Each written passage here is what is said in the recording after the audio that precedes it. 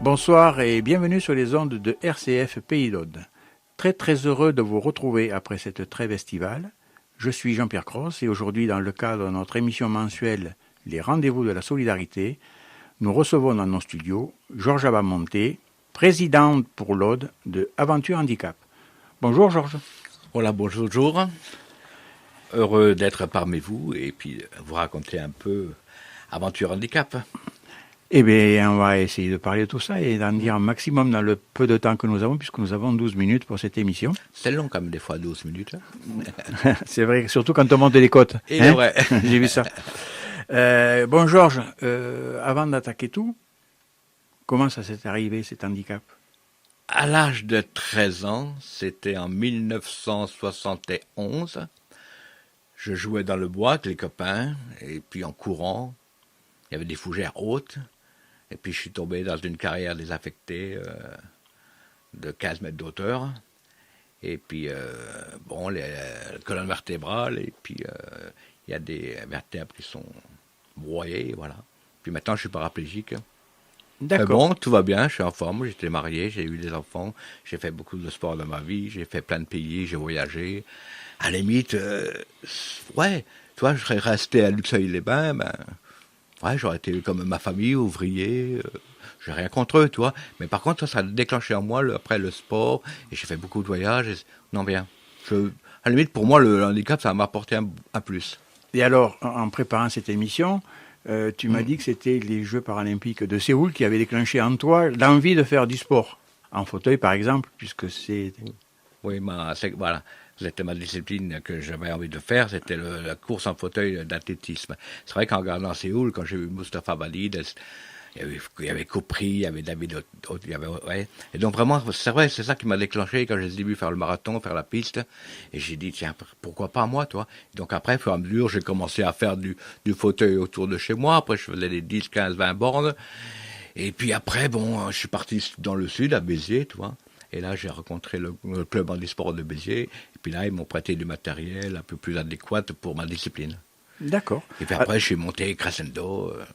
J'ai fait 15 ans de compétition, quoi. Et presque les Jeux Olympiques. Presque, ouais. J'ai loupé ceux de Barcelone en 92. J'étais parti à Caen faire cette sélection. Et puis c'est vrai que j'ai loupé d'un boyau le 800 mètres. Et puis le 400 et 200 mètres, pareil, j'ai loupé de très peu, quoi. Mais bon, j'en prenais qu'un seul. Bon, le sport, c'est ça, quoi. Et donc là, maintenant, tu es président au niveau de l'Aude d'Aventure Handicap. Alors, Aventure Handicap, c'est quoi? Aventure Handicap, c'est une assoce qui entre valides et invalides.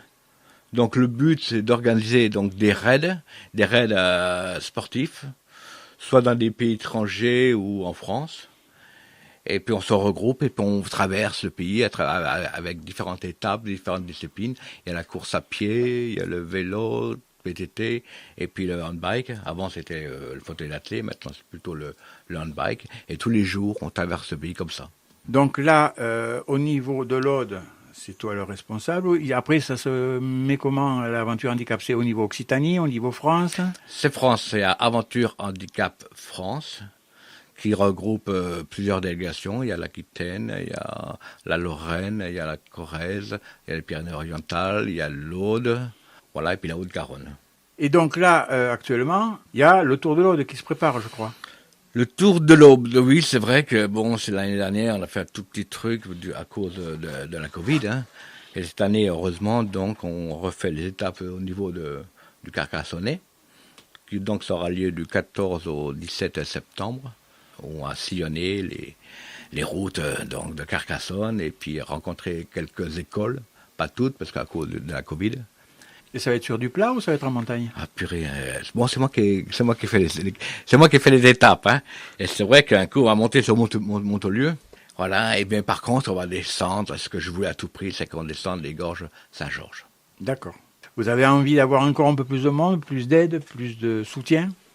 Non, ce qu'on recherche surtout, c'est c'est pour des personnes handies, pour qu'ils participent à nos manifestations. Parce que c'est vrai que quand on fait des raids comme on l'ont fait, pour nous, handies, c'est vraiment c'est quelque chose qui est très fort.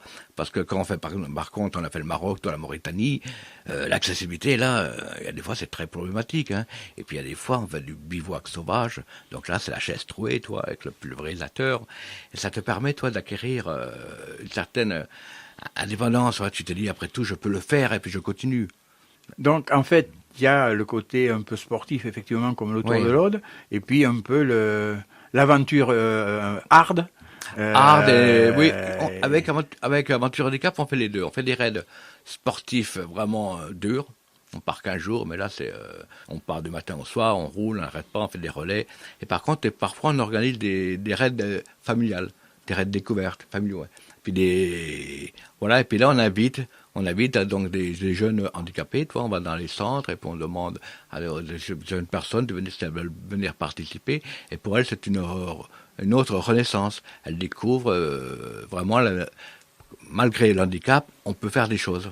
Maintenant, Georges, on va parler des Jeux paralympiques. Parce que par rapport aux autres, quand même, ils ont été nettement au-dessus, nettement meilleurs. Qu'est-ce que tu en penses? Ouais, mais bon, il faut pas... C'est les sportifs, tout le monde. Je trouve que ce sont tous des sportifs. C'est vrai. D'ailleurs, ce que j'ai trouvé un peu extraordinaire, c'est que, notamment pour les malvoyants, il faut des guides.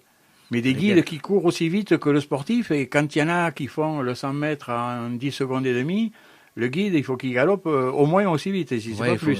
Il faut et c'est pas facile à trouver. Il paraît des pilotes, des guides. Des guides en tandem. En tandem, c'est pareil. Ouais. Parce que là, tu as vu, on a Romain de Carcassonne là, qui est malvoyant et qui veut faire du vélo. Il a du mal à trouver des pilotes pour l'emmener.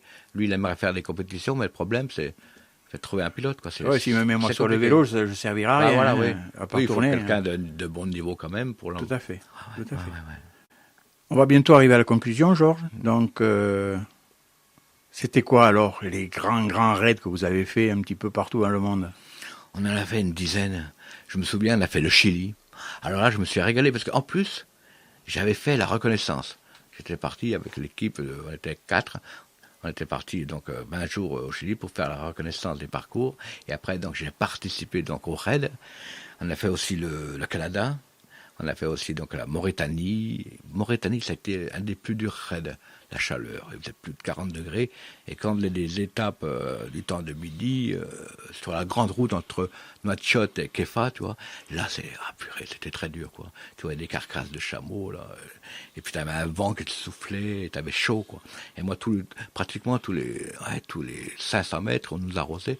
Et puis, tous les jours, je saignais du nez, tellement la chaleur, quoi. Non, c'était très dur. Mais par contre, il y a des très beaux raids. On a fait un raid, mettons, au Mali, toi. On a fait quand même 5-6 fois le Maroc. On a fait 3-4 fois la Tunisie. On a fait aussi, on en a fait beaucoup, quoi. Et la logistique, c'est pas trop compliqué quand même pour amener tous les climatiseurs, tout ça, enfin. Disons que la logistique, c'est toute une équipe, hein, qui est... Parce qu'il faut de la nourriture, enfin, oui, quand il faut vous tout, êtes. Ouais. Moi, j'ai organisé un raid au Maroc il y a pas longtemps, en 2018, là. Il y avait une quarantaine de personnes donc, qui y participaient. C'est vrai qu'il faut pratiquement un an de préparation parce qu'il faut préparer. Donc, d'après sur Internet, les cartes, tu fais déjà les tracés. Après, tu regardes les hébergements. Après, il faut que tu regardes par rapport à aller jusqu'au Maroc, le chemin, donc les hébergements. Donc après, la traversée, le coût. Tu vois, c'est long à préparer. Hein. Et puis après, il faut faire donc la reconnaissance. Et là, tu vas voir les hébergements, à quel coût ça coûte, aussi la restauration. Mais pour le Maroc, on avait pris une équipe. Comme on y va souvent au Maroc, donc on connaît beaucoup de monde, et ben là on avait pris une équipe de 2-3 personnes qui tous les soirs, toute la journée, nous faisaient aller acheter à manger et qui nous faisaient le repas le soir, tu vois. Bon, il était quand même payé, il était gracieusement, mais donc impeccable. Hein. Bien, avec tout ça, je pense que tu vas avoir envie, donner envie à d'autres personnes de venir vous retrouver pour faire justement tous ces raids. Donc comment vous contacter? Oui, mais je veux dire aussi qu'avant, il y a quand même des raids en France, tu vois.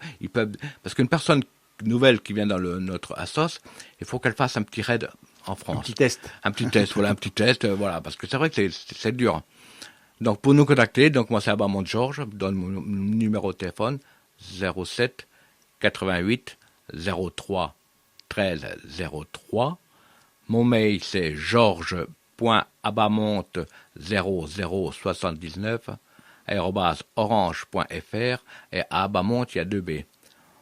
Autrement, vous pouvez très bien regarder sur le site de Aventure Handicap France. Et là, il y a beaucoup de films. Parce qu'à chaque raid qu'on organise, il y a des films et qui durent entre 10 à 20 minutes. Et ils sont magnifiques. Parce qu'en même temps, ces films nous servent après pour aller dans les écoles, pour montrer aux enfants comme quoi que l'handicap, en fin de compte, on peut faire plein de choses malgré le handicap. Eh bien, bravo. Voilà. Et tout ce qui se fait là, justement, par rapport à tous ceux qui sont handicapés, eh bien, bientôt, l'handicap n'existera plus, quoi. Ensemble dans la différence. Mais il n'y a plus qu'à espérer que Paris soit un peu plus accessible. Parce que j'ai vu sur les réseaux sociaux au niveau des... Ah ben le métro à Paris, c'est pas évident. Voilà, c'est ça. Ouais. C'est sûr que c'est pas... Bon, on a espoir. Ok, bien. Par rapport à ça, encore une fois, donc bravo. Moi, tout ce que j'espère, c'est que petit à petit, on parlera plus de Jeux olympiques, handicap, valide. On parlera des Jeux olympiques, qu'on n'éteindra pas la flamme, et que peut-être demain, à Paris, il y aura un handicapé et un valide qui allumeront la flamme olympique, parce que ce serait bien, ce serait un bon signe. Le mois prochain, donc, nous recevrons toujours, pareil, dans le cadre de cette émission, Roger Salvador, qui est le responsable du secours populaire ici à Carcassonne. Et donc, cette émission sera diffusée, comme d'habitude, le mercredi, 4e mercredi du mois, à 19h12. À bientôt, et merci Georges. Merci à vous tous.